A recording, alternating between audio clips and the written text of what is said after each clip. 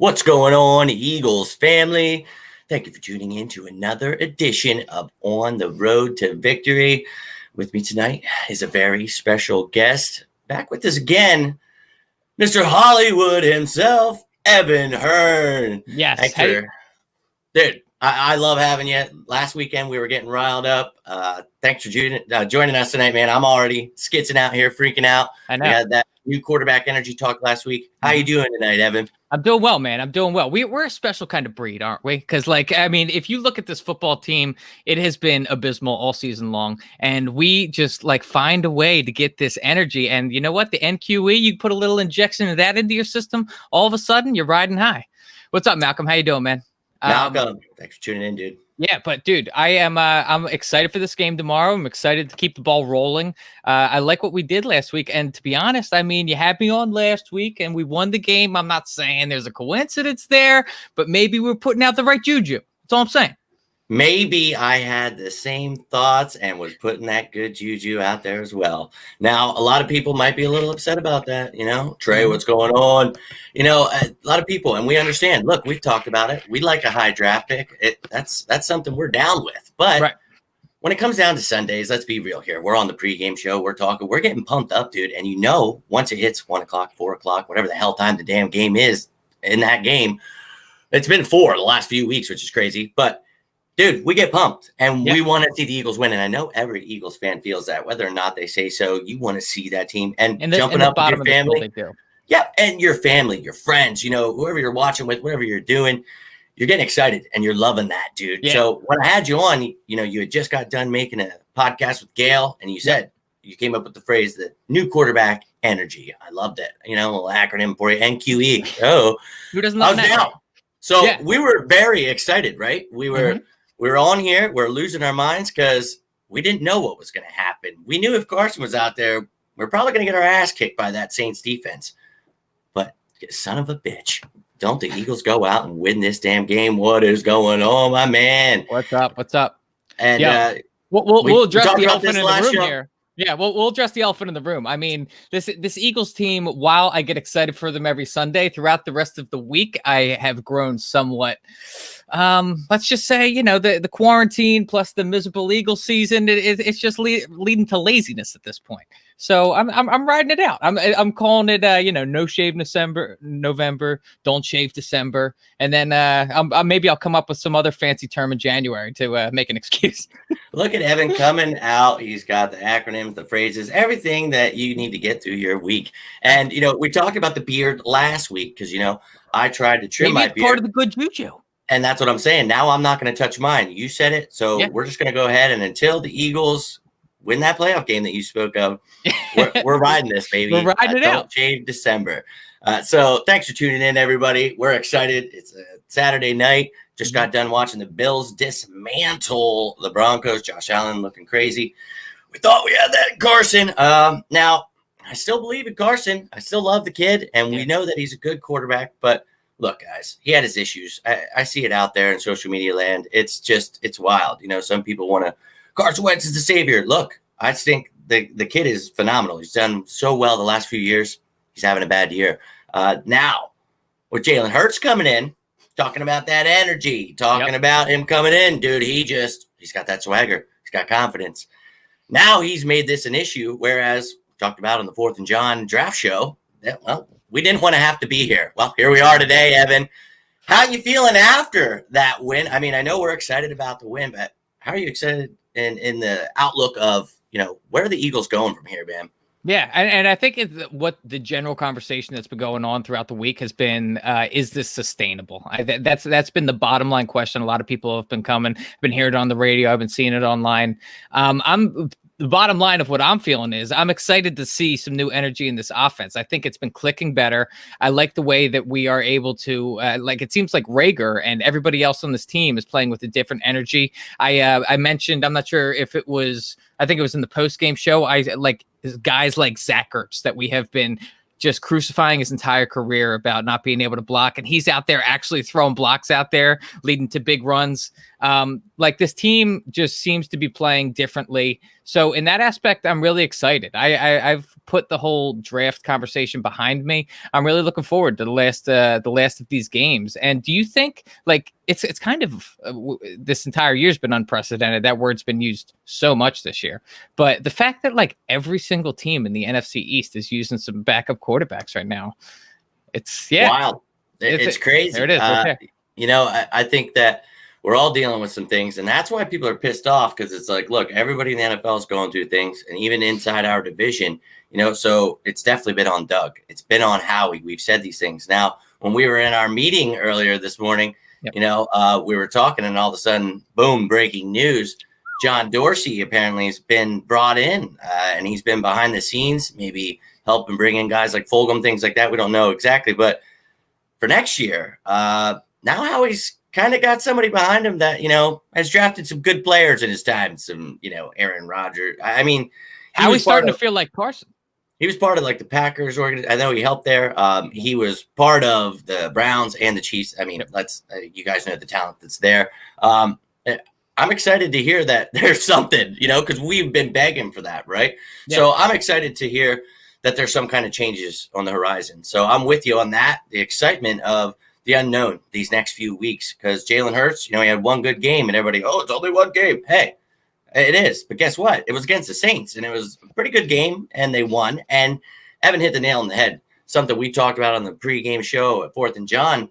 If this happened, are these guys going to play with a much higher energy for Jalen Hurts? Are we going to have to deal with this? And as soon as the game started, I'm like, oh, God, it's happening. That like, first drive right away, you saw dude, it.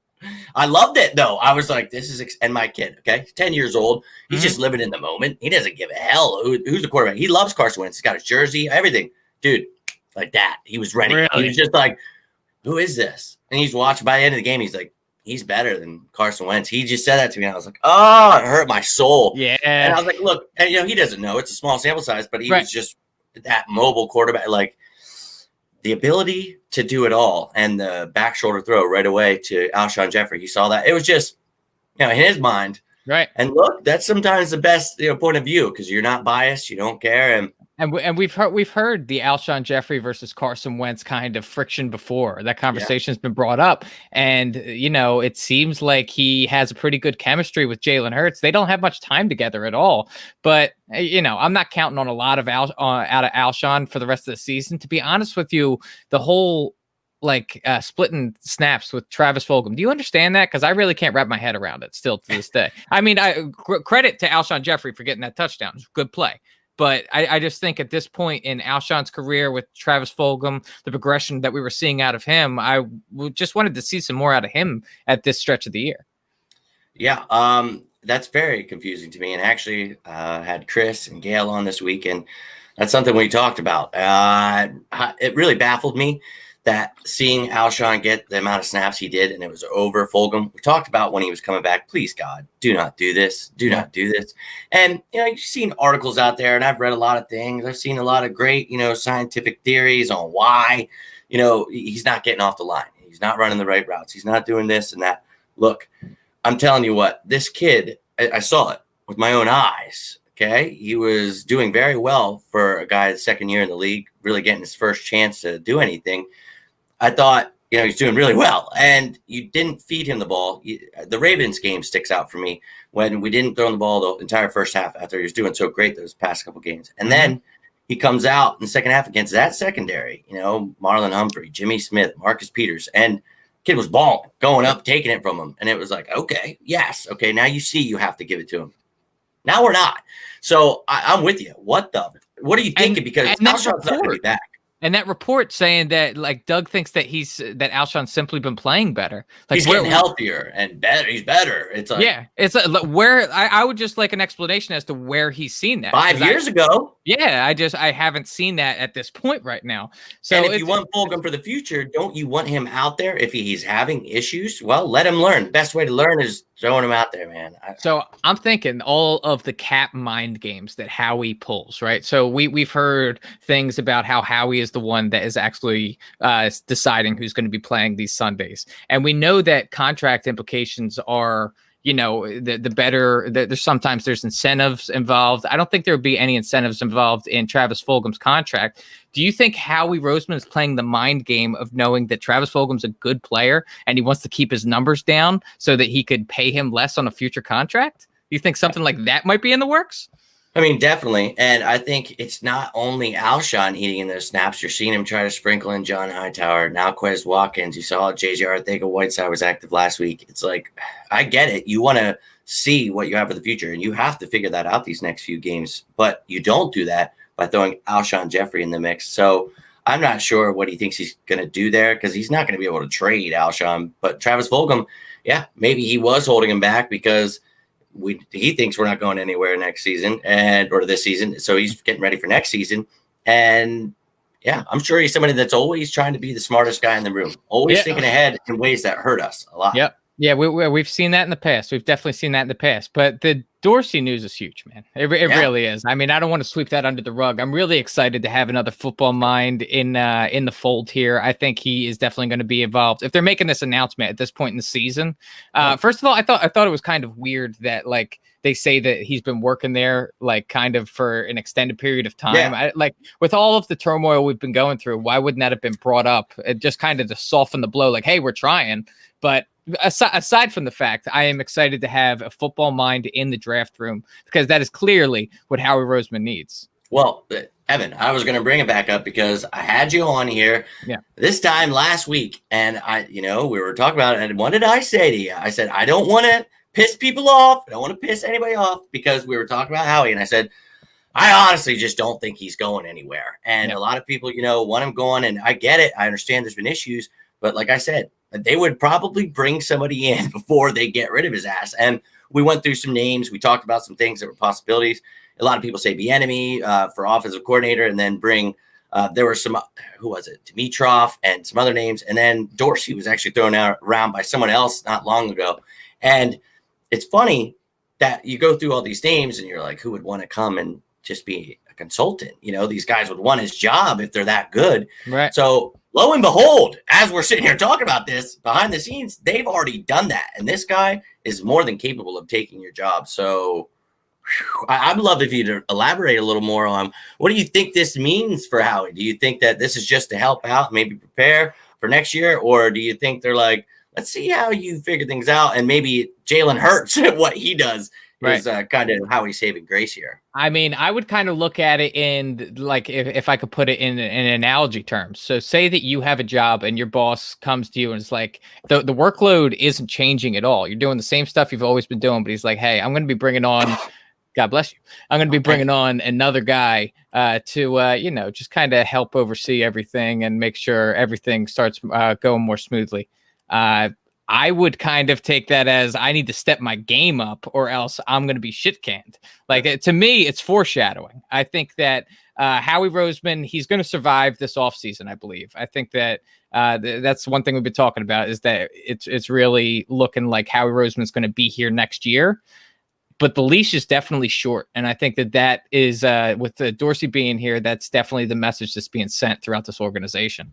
Right. So I think our message is to Eagles fans, you should feel good about this. This is something we were asking for, and whether or not you think this is what you're asking for, this is good. Like, I know a lot of people want Howie out the door, but like we were talking about Jeffrey loves Howie and Doug. And if this were another year without the COVID, without the injuries and things were this bad, I'd understand that. But they're going to use every excuse under the table. And, they have conversations every day behind closed doors. We don't know the relationship.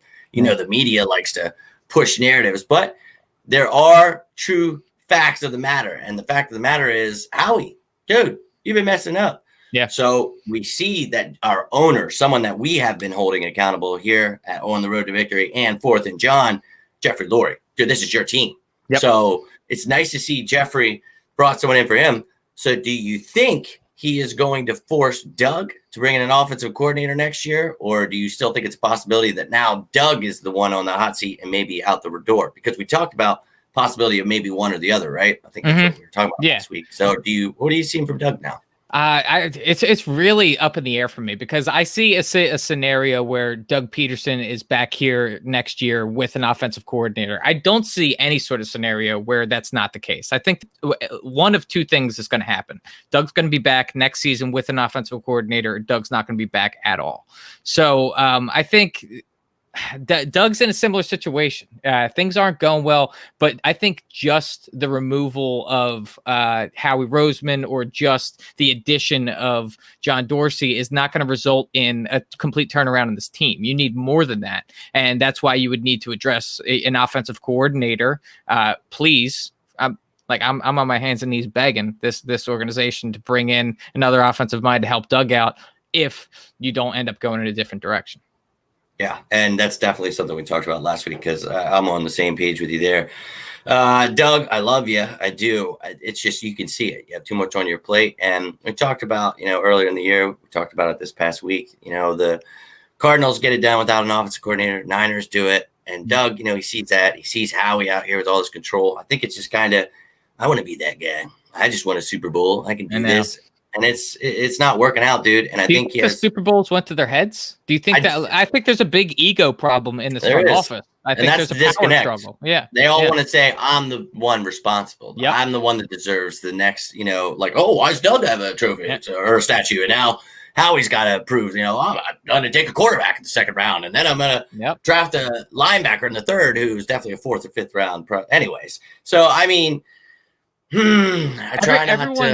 everyone's trying to follow their own game plan to build a dynasty, but you need to stick with one plan, and everybody's trying to do it their own way to take credit for it, and it's just resulting in disaster. I'm telling you, he's sitting there in his jacuzzi drinking wine coolers, and he's just drifting out to sea, man. I just don't know what he's doing out here, and I like some of the things he does.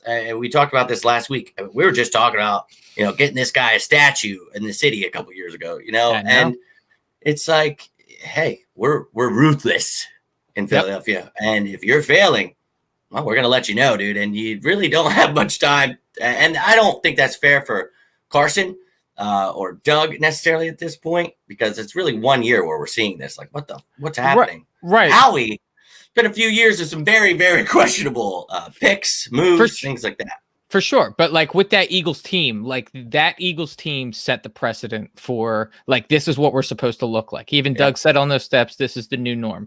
Carson Wentz's play, we saw he set the precedent for how good he can be. He really put the bar there and said, this is what I'm capable of. So when the Eagles aren't playing that well and Carson Wentz is really the core of the problem, how are we not supposed to just react this way as fans? Or so why would we not be frustrated? We've seen better out of you. You're not giving us your best. So why should we feel bad for you?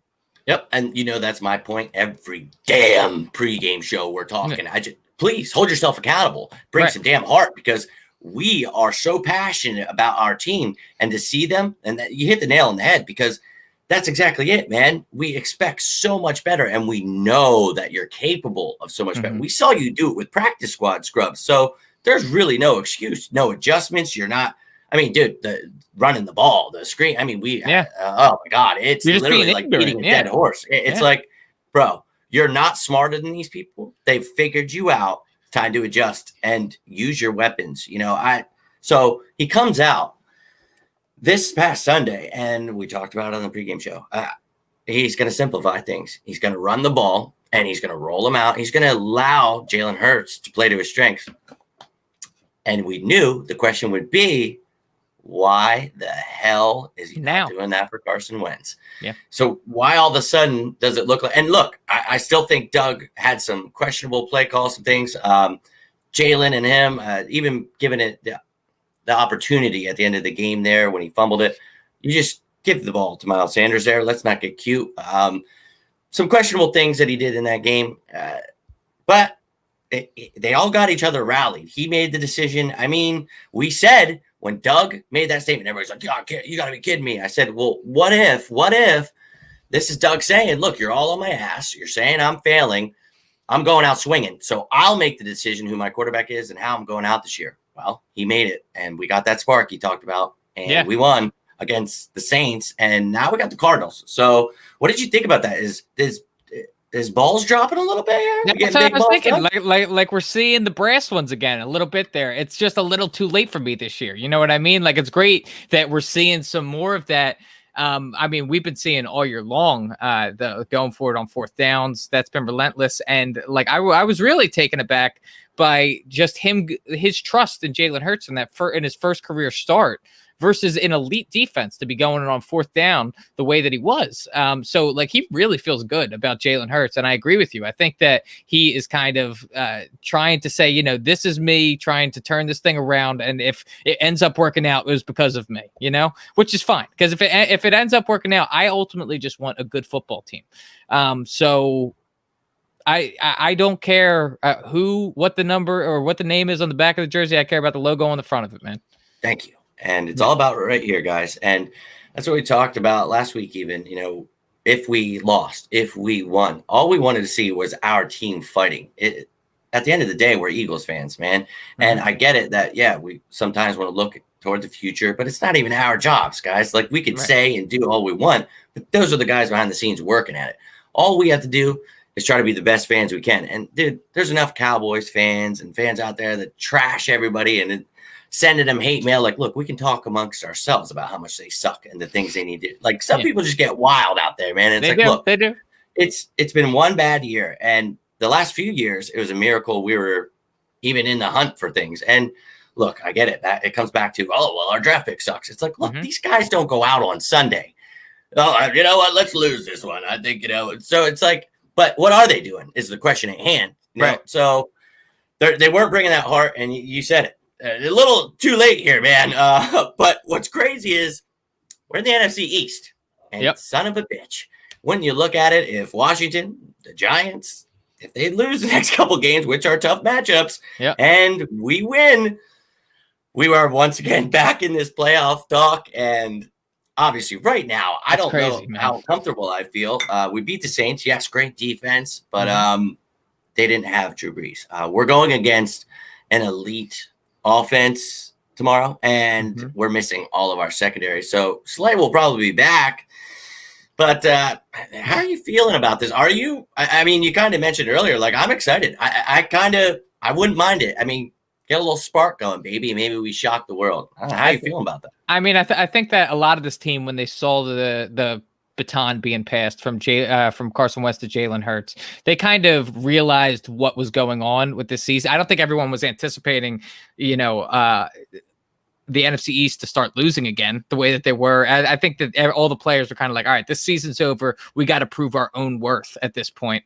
And so, like, to see how well they performed, it's crazy how much better you can play when you take some pressure off of you and you're just going out there and trying to do the best that you can. And you're not thinking about all of the outside implications, the playoff implications, that sort of thing. So I think that, you know, hopefully that this steam could keep going, because they had great chemistry last game. They had great chemistry. The thing is that, man, Kyler Murray scares me. Kyler Murray has been a good quarterback and poor Darius Slay, man. I mean, he has been going up against number one wide receiver after number one wide receiver, from DK Metcalf to Devontae Adams to Michael Thomas to DeAndre Hopkins. I mean, each week it's just a menace. So if I'm a better out there, I'm smashing the over on DeAndre Hopkins yards, if I'm being real. Yeah, because Darius Slay is out. Especially if Darius Slay, yeah. And the problem is, we talked about this. Exactly. Oh, God. I didn't want to say it, and I put that evil out there. Jalen Mills moving to corner. Starting. Yep. And he's going to corner. And look, I was really impressed with Jalen Mills' improvement at strong safety. I think he does much better at safety than he does at corner. So when I say that, I'm not hating on Jalen Mills. I know a lot of people hate Jalen Mills, but I'm a fan of Jalen Mills. I just think against anyone outside is it's bad news for us, unless it's in the red zone. He can cover people. But now we're talking about DeAndre Hopkins, talking about Christian Kirk, even old man Larry Fitzgerald. All these guys will be his ass. And then beyond that, Avonte Maddox just got put on IR. So the only starter we have left is our nickel corner, which is Nickel Roby Coleman. Yep. So Michael Jacquet, undrafted free agent out of Louisiana Lafayette, wide receiver turn corner, 6'1" guy. I was intrigued by him in this offseason, but didn't know if I necessarily wanted him thrown to the Wolves against Kyler Murray and the Cardinals. So this secondary is about to get battle tested. Think I'm going with you on the over. I think you better smash them all in DFS. Unfortunately, I think we're going to have to score lots and lots of points if we're going to win this game. So we're going to find out what Jalen Hurts is really made of, because it's a different defense. It's not as good as the Saints, but it's got playmakers. It's got Buda Baker, Isaiah Simmons, Hassan Reddick, hometown kid. Great. Don't care. Jalen Hurts proved that it doesn't matter. I think this kid can ball. So it sounds like what you're saying there. Is that how you're seeing this game going? Because to me, I think this is about to be shootout city. Yeah, no, that's totally where I'm at, because I think that while Jalen Hurts is like performing well, there's still limited tape on him. I think that Doug, if he's smart, he's going to be coming out here with another creative game plan. Last week, I liked it. To be honest with you, I really liked the game plan. For Jalen Hurts. It was simple. It was simple. He kept it simple, stupid. And so I think if we can get some more of that, it's going to end up resulting in a shootout. I could totally see something like that happening. Maybe a 2-touchdown game for Zach Ertz or Dallas Goedert. Could see something like that happening. But I think you definitely need to increase. You got to bump the runs up, man. You got to get Miles Sanders going. Yeah. Jalen Hurts isn't going to be able to do it by himself. Exactly. And we begged for that for weeks to do it with Carson. So it's like, I don't get it. And guys, we don't know why. We talk about it every pre and post game show over at 4th and John. Check it out. I mean, we asked for it. We wanted to, guys, but they didn't do it, but they did last week. And it was only 14 times with Miles, but hey, they did it enough in the game to establish themselves and allow Jalen Hurts to do his thing. And that's once again what you have to do. I love what you said about Ertz and Goddard. I actually sat there with DFS lineup like Ertz or Goddard. And Ertz is a little cheaper, which is crazy, but Goddard's been balling out more, get more targets. Now, the thing is, I talked with Chris last night when I had him on, and I said, I think our receivers, they're going to hopefully grow, get better, and hopefully get used in this game. A lot more of the cross routes, the mesh routes.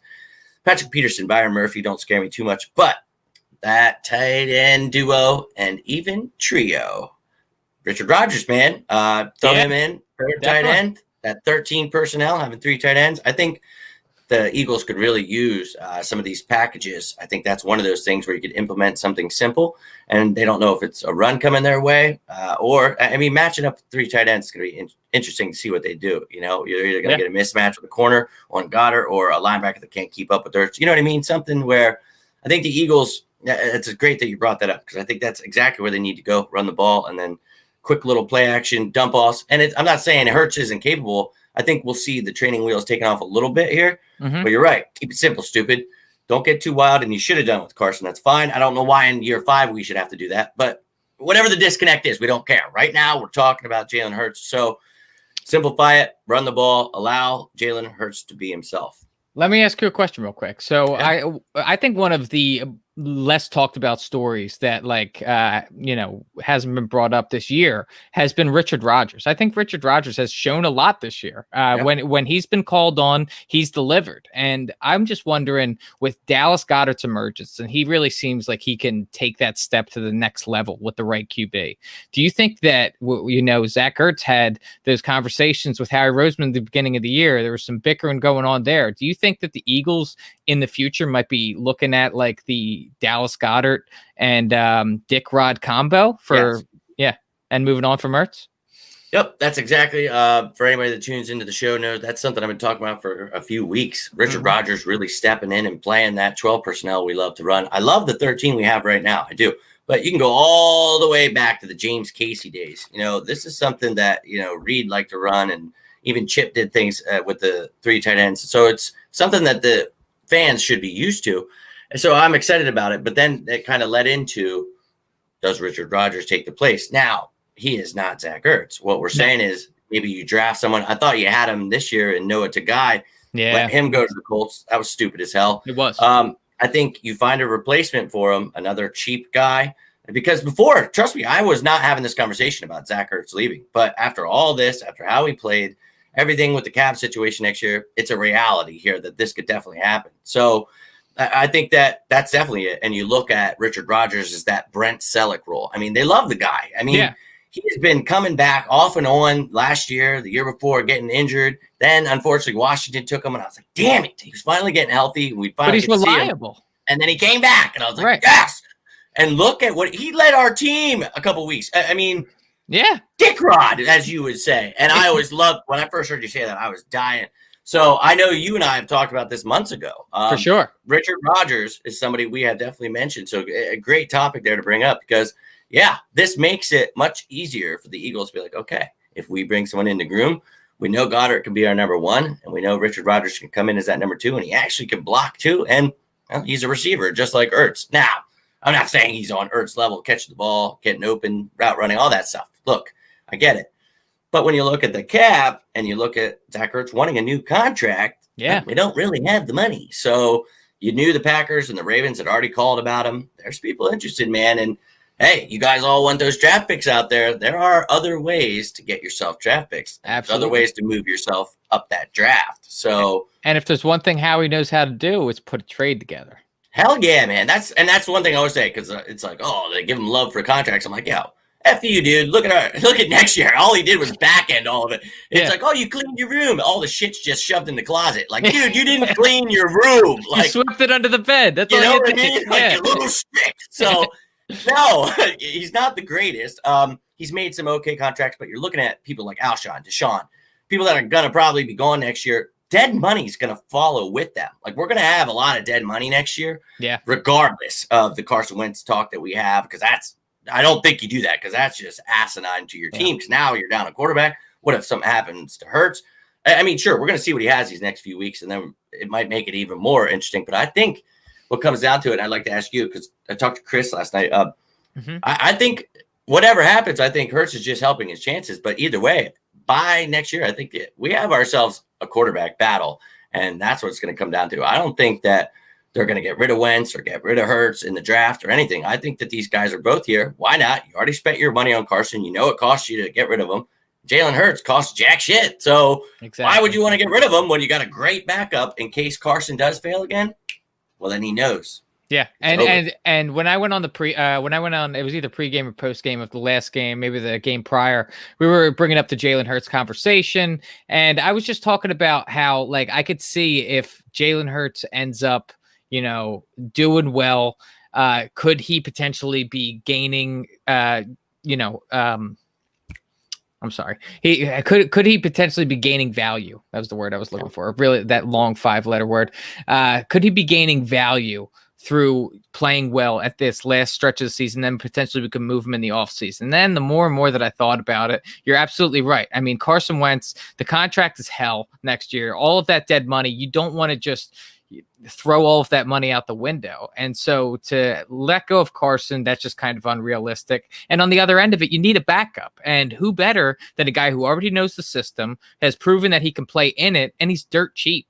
So, like, while I think that that's possible that he would be accruing value at this point in the season, I don't think it would be smart to move on from him, because that would just be another position that you have to fill, because you can't not have a backup quarterback. And what the hell is Nate Sudfeld up to nowadays? I was just going to say, paying him way too much money is what's up there. Yeah. But yeah, I totally see it end up being a competition, and it's crazy to think about, considering how different their contracts are, that these two are going to be going to war for who's going to be playing. Yeah, what's going on, Tony? Thanks for tuning in, dude. And that's the thing. I think that, we both just hit it right there, saying it's stupid to move on from him when you need two guys to compete right now, and we don't have someone else. Maybe, as a quarterback factory, we pick up another one next year, and you tried with Clayton Thorson. Please don't. If it's 6th or 7th round, maybe I get it. You want a project quarterback, I'll still be pissed. But I mean, at this point, it's just annoying that they literally make me want to, I don't know, just break someone's neck at some point. You know what I mean? Yeah.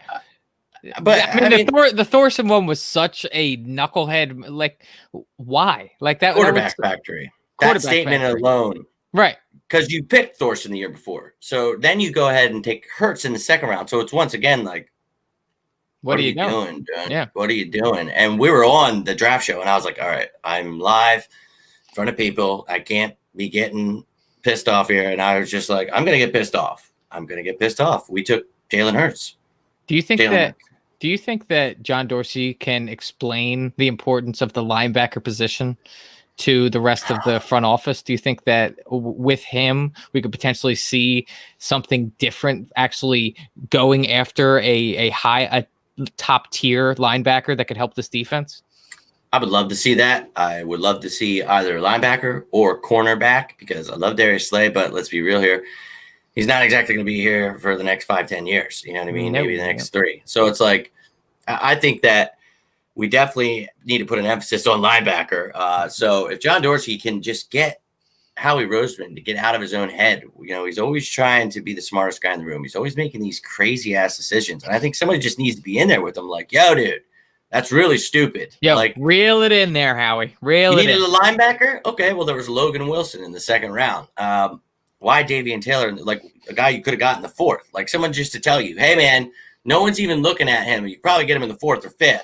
Yeah, but like we're explaining this right now, and it sounds simple. Like John Dorsey is going to be able to explain this simply, but when you look at what we've been talking about all year long, it's this ego problem. So it's not so much is John Dorsey going to be able to provide the right advice, because I think he will be able to do that. It's whether this front office is going to be willing to listen. Yeah, and that's the problem. There's some kind of disconnect. So if they need some kind of babysitter, they needed John Dorsey in there. I mean, that's not great, but we all said we wanted change. We wanted someone brought in or something to happen.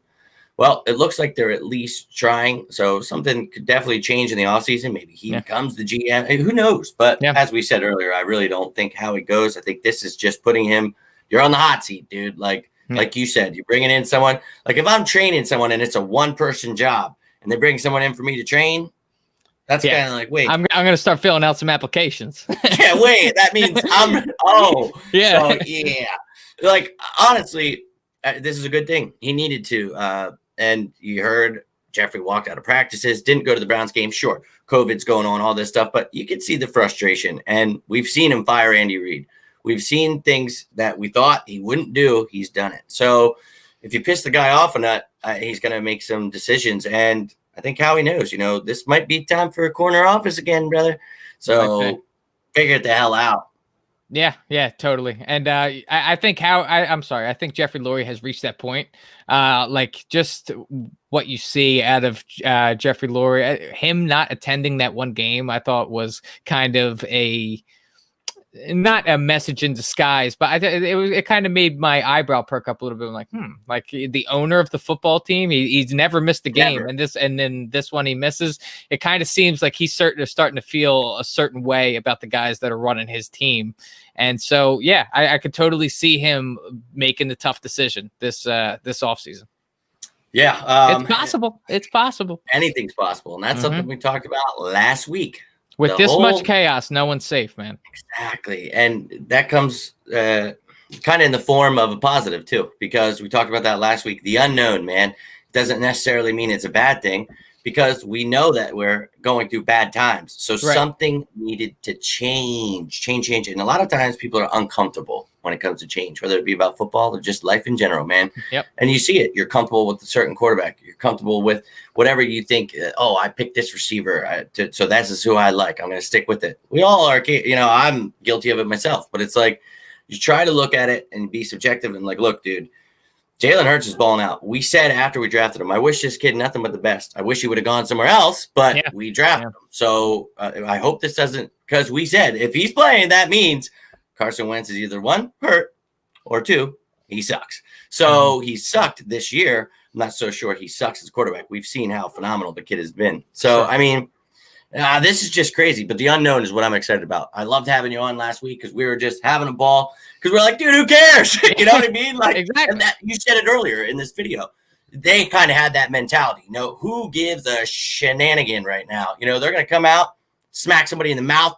Everybody's doubting them, backs against the wall. And how many times do we have to have this damn conversation every year? Well, backs against the wall, no one believes. Next man up, I might as well get my damn mummer's suit out. Like, it's just like, here we go, dude. Yeah, you just touched on someone that specifically, I think Jason Kelce has really been the heartbeat of this locker room a lot of the year. And a team that has been lacking a leader, I think Jason Kelce has been really laying the groundwork for like how you should be conducting yourself. Brandon Graham as well. Yeah, those two. BG has stepped up huge this year. He's having a career year on a team that is just not performing. I mean, it's really a disservice to both him, Jason Kelsey, everyone that's really balling out this year. It gets swept under the table because of how bad the overall team is doing. So, it's a shame because I think that the guys, those two guys in particular, especially, they have so much heart, man. I'm glad to have them on the team, but it's a shame that, Jason Kelsey, we talked about last show, like if we're moving on from Carson Wentz, would he potentially be not even here next year? It's tough, man. It's tough.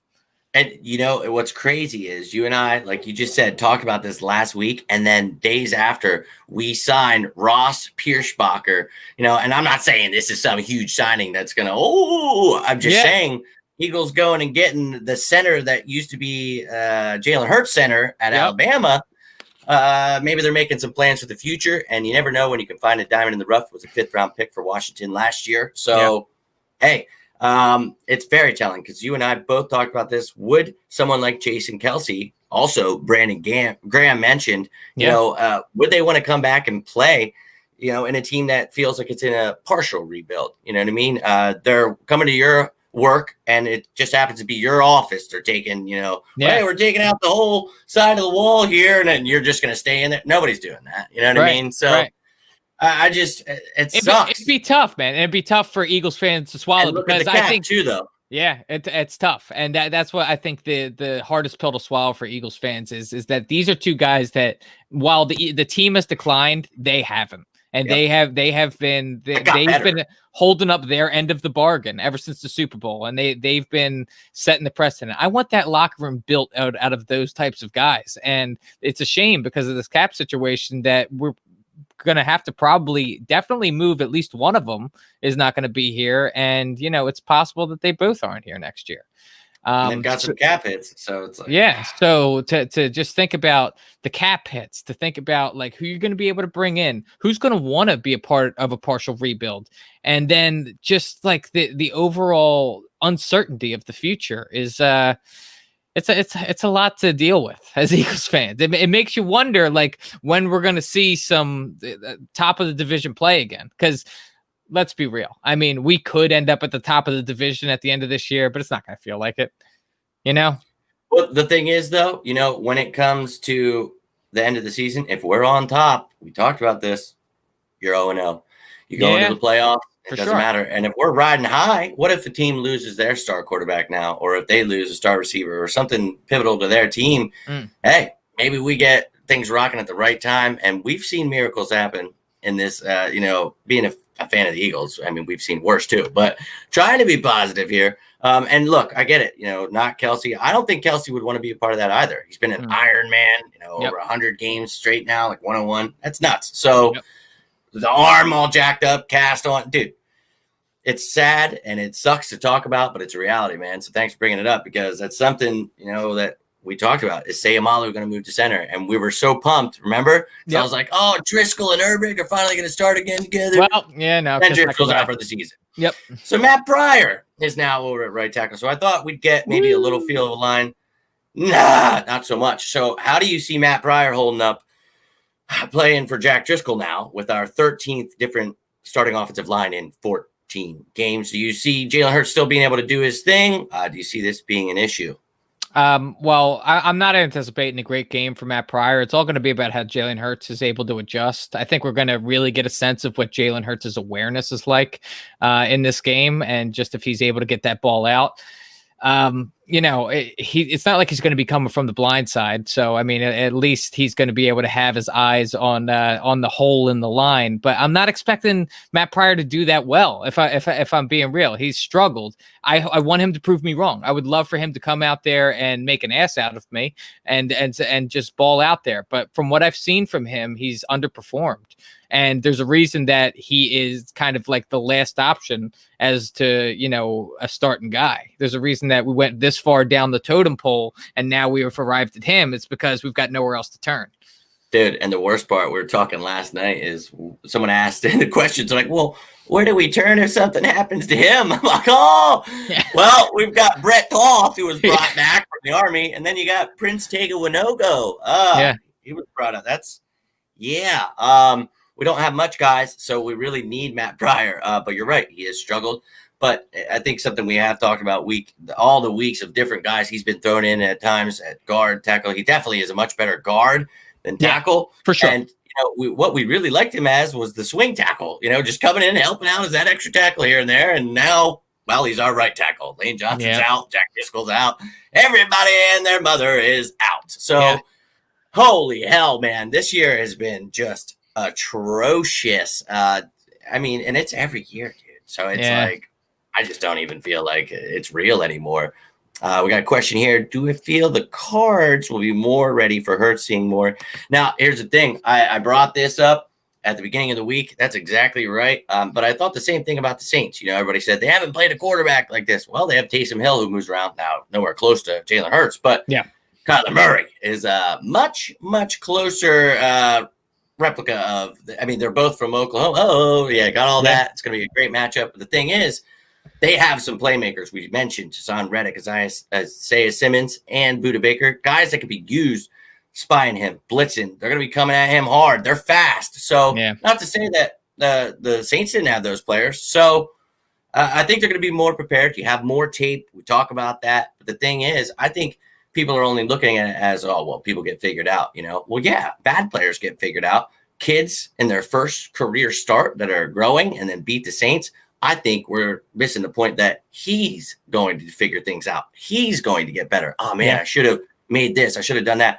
But the kid didn't get sacked. He was throwing the ball away at the right time. He won the game. I'm sure he had that fumble at the end. But I was blown away by him. But it's a great question. Do you think the Cardinals, will be more prepared, just to answer the question, because they practice against someone like Kyler Murray? I think it's a great question.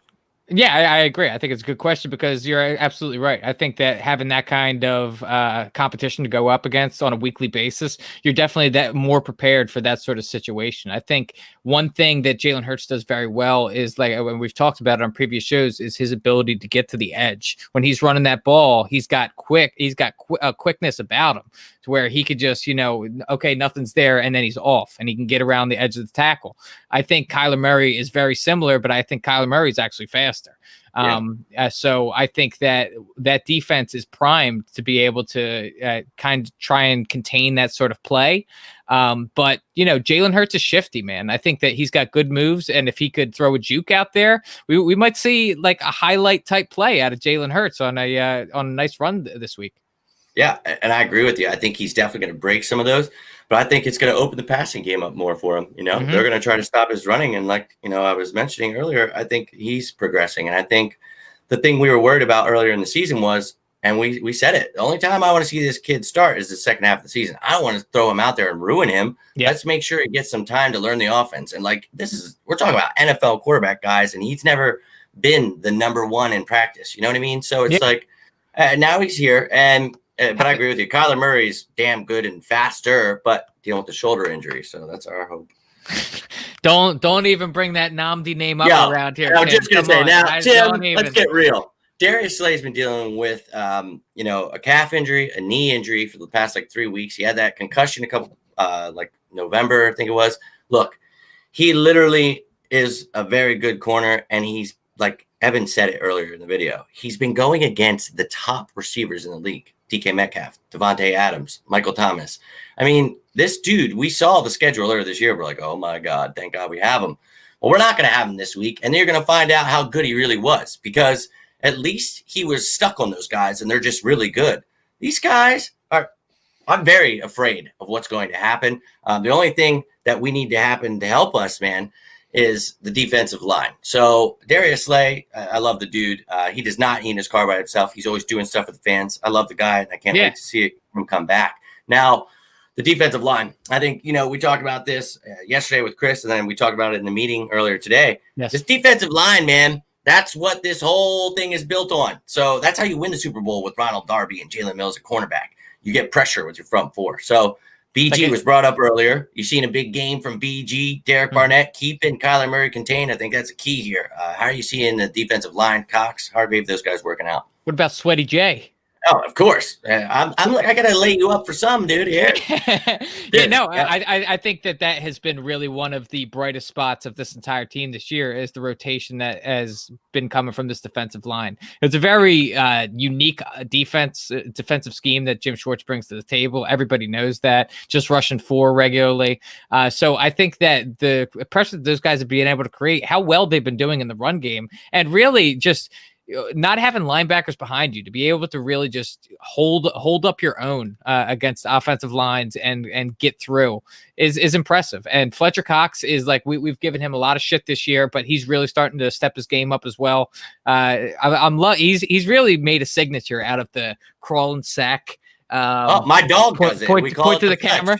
Yeah, I love it. I love it. He crawls on his stomach, and I'm like, oh, he's doing the Fletch again. Like, I will record that sometime and send it. Like, thanks, dude. My dog's watching you on Sunday. He's doing the Fletch. I love that. But yeah, I think this entire defensive line has been stepping up this year. Javon Hargrave has even been showing up, and I think that that's the key to success in this. If we are lacking in other positions, if we can create pressure, that can cover up many holes. Yeah, exactly. And Josh Sweat, love the name you brought up there. That's a guy that we talk about a lot over 4th and John. We've talked about him the last couple of years. He's going to be a star, bro. He's going to be a star. I can take you back to the On the Road to Victory tape that draft year. I was jumping to the roof. I was saying, dude, just because of his injury, this kid, he was a dream. He fell to us. Everybody was talking about Clowney, and I dealt with it for years, the Clowney. And I'm like, dude, we have our own little Clowney. He's better. Look, I get Clowney has the big name. He doesn't do that much. Compare the stats. I'm telling you, Josh Sweat, given the chance, will be a stud. And that's what we talked about earlier. Does that Graham's not back? As I was just about to say, does that soften the blow if Brandon Graham's not back? I hate saying it. You got to secure Josh Sweat, though. I hate saying it, but you're right. And, that's just something. He's getting up there. I remember my dad was still alive when we drafted Brandon Graham. And I remember, coming from Michigan, you look at the things, you talk about someone like Kelsey being there, watching all these linemen. Think about, what Brandon Graham's been through, the Marcus Smith, all the things we've tried to do to give him a mate, and it hasn't worked. Then they finally added some old heads, some Chris Long and Michael Bennett, win the Super Bowl. And, it's like, dude, you know what you need in your defense. Why not just do that? What's going on, Alex? Excited for whatever food you're making this Sunday. So, but yeah, man, I think there's just so many things that happened this year where it's just like, what the, am I just drifting out to sea here? What am I watching? Because honestly, it's like 2020 just kicked me straight in the saddles, dude, and I'm tired of that. I just want to see some wins. It's been a weird one for sure. It's been a weird one, but hopefully I heard the vaccine has been made available, so hopefully this is the light at the end of the tunnel, Jimmy. Maybe with the vaccine being released to the masses, all of a sudden the Eagles will start to turn their shit around, and it just we start rolling downhill and collecting snow, and eventually it's because we're not at the games, man. It's, obviously being very facetious, guys. But we bring that fire, and I do miss being there, man. And we as Eagles fans obviously laugh about the juju, bringing Evan on and. Same as last week. Keeping the beard. But, it's just part of the fun, dude. And that's the whole point of this, man. I watch Eagles games to be happy. Yep. And I get it. Oh, we got to lose to be no, losing is never the option. I want these young guys to win. And, Evan said it earlier. Hey, it means that Jalen Hurts is a good quarterback and we have a good team if this keeps happening. And, okay, maybe Doug Peterson isn't so broken. Maybe the injuries really did kill us. And the fact that you didn't have any veteran receivers that could get open for Carson and do certain things, running backs that don't know how to block, Miles Sanders not healthy, an offensive line that's been 13 different in 14 games. Like the list goes on, guys. Ertz was out, the defense decimated. Dude, let's be real here. This team did a lot of that the last couple of years. What if we have that semi-rebuild, add some pieces, and this team is actually still pretty damn good next year? Do you think that we're so far off that we're really some people are saying we're at the bottom? Do you think that? I think honestly, we've had a tough stretch of luck this year. We've had injuries. We've had players that have just been underperforming. But I think ultimately we're not far off as a team. We have holes to fill. Don't get me wrong whatsoever. But I want to throw a hypothetical at you, Jimmy, and it's a tough one because I've been sitting here and I've been gnawing on it for a little bit. And let me preface it by saying this is totally getting ahead of myself, totally down the line. So let's just say that Jalen Hurts comes in here, does well the rest of the year. We backdoor our way in the playoffs. and then we end up winning a playoff game. You said we're 0-0 once we get in the playoffs, and Jalen Hurts wins that playoff game. With the progression, the crazy progression that we've seen throughout Carson Wentz's career, where he ends up, he had the rookie year and then the second year MVP-like season, gets injured. Nick Foles comes in, wins the Super Bowl. Nick Foles is the statue outside of the stadium. And then Carson, you see that play start to deteriorate. The offense is deteriorating a little bit. And then we have this season where Carson goes to the playoffs, ends up losing, and then he ends up getting injured. We end up losing the game. And then we have this season where he get 12 games in, he gets pulled. And then Jalen Hurts comes in, ends up taking this team to the playoffs, ends up getting a playoff win. How do you move on with Carson Wentz at that point? Can you? I've heard a lot of talk, ex-players, things like that. People just saying, Chris Long, I believe, was one of them that said you can't come back from this once you've, pulled someone. I don't know if that's necessarily true for Carson Wentz. As much as people hate his confidence and his smile and just trying to be a good guy, I don't know why people hate that, but I love it about him. And I think people talk about, this was too much on him and this, that. I think maybe mentally it is, but I don't think it's not something he can't try to grow from. And I think he will. You talk about his struggles the last couple of years. You've seen what has been around him, throwing for over 4,000 yards last year with no receiver over 500. Like, that's crazy, man. And, he's done well with less around him. Now all of a sudden it's like, what? So I don't want to put it all on him. Yeah. And I think that, Jeffrey and Howie and everybody knows that. And I think that's why they're kind of treating this delicately by not saying Hurts is the starter for the rest of the year, because I think they want Carson to keep that confidence.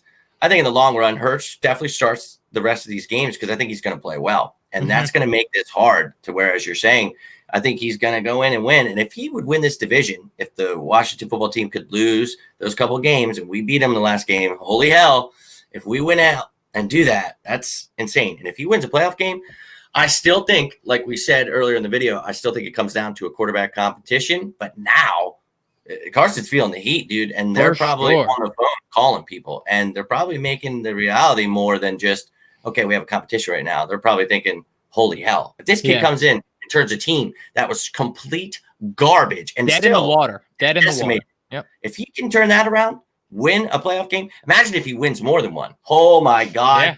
The city will burn to the ground. People will be losing their minds. I'll be one of them. So, dude, I don't know. Question here before we get to the end. Holy hell, just realized we're almost. But great question. I just think, first round, where do we go? It's not quarterback, right? So it depends, man. It depends where we're at.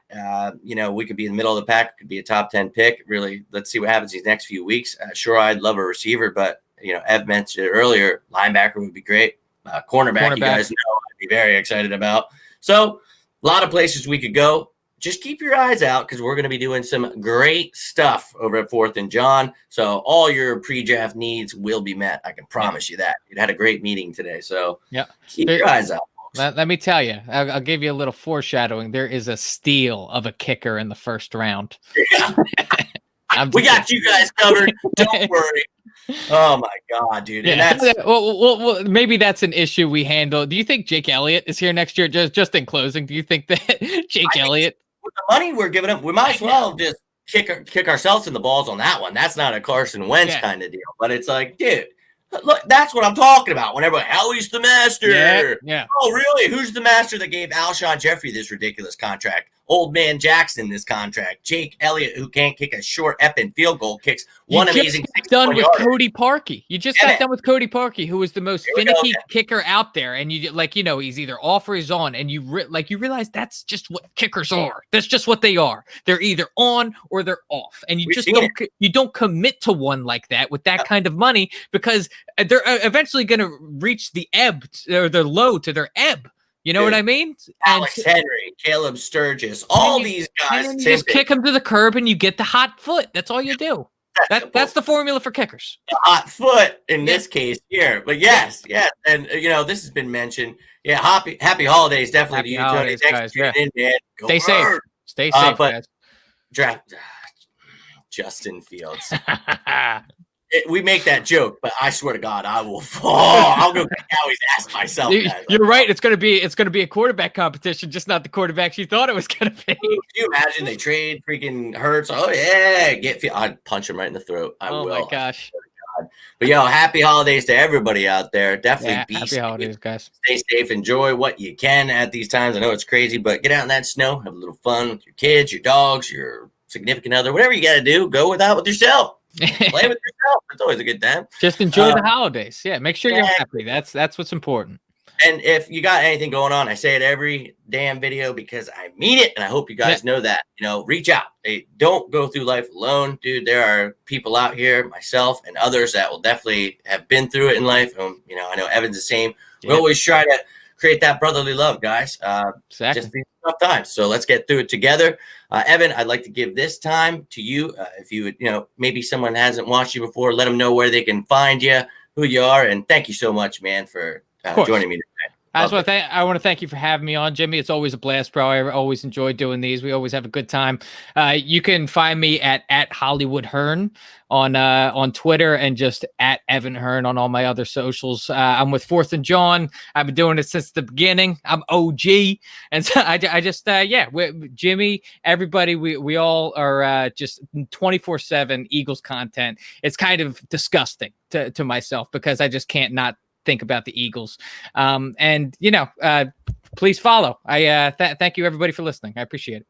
Yeah, guys, if you don't know by now, you never know who the new viewers are. So I always want to let it be known, Ev and Gail, always have these guys coming on because I really respect them and they're great friends. And we have so much going on beyond all the posted videos that you guys see. Like, we're literally talking to each other, having meetings, doing great things, trying to make sure that we're building a product that you guys are going to enjoy. So this season's been tough, but let's get through these last few games together. Let's get that excitement we had last week before we ended. Maybe we'll be back on tomorrow. You guys should definitely tune in.